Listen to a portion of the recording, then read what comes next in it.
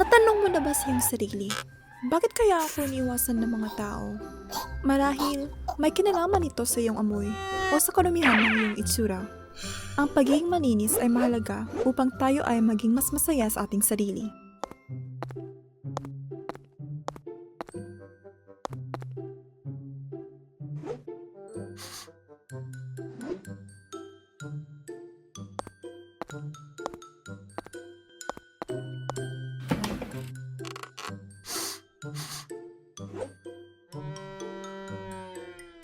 Nak!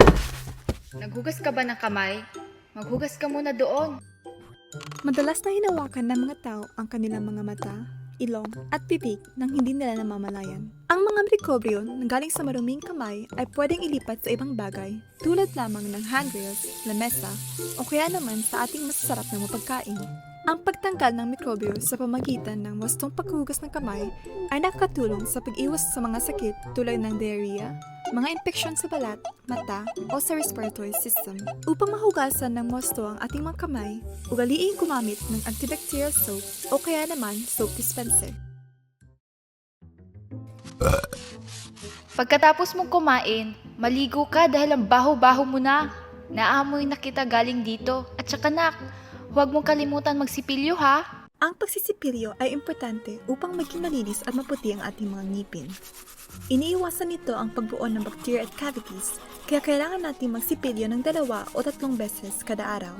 Pagkatapos magsipilyo, hugasan yung toothbrush gamit ang tubig galing sa iyong faucet hanggang sa ito ay maging malinis. At itiyo din ito na nakalagay sa patayo na posisyon. Iwasang itama ang 2 toothbrush sa isa't isa.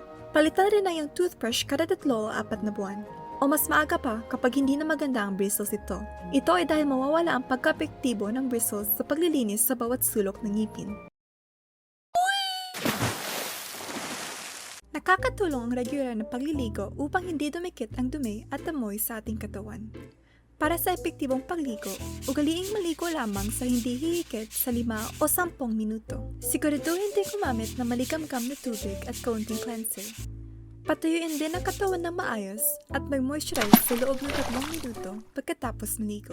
Kapag sinusunod ang mga payo na ito, ikaw ay magiging mas malinis at mabango. Ang pagbibigay pansin sa inyong kalinisan ay hindi lamang nakakatulong sa pag-iwas sa mga sakit, kundi na rin sa pagpapanatili ng malinis at walang amoy na kapaligiran.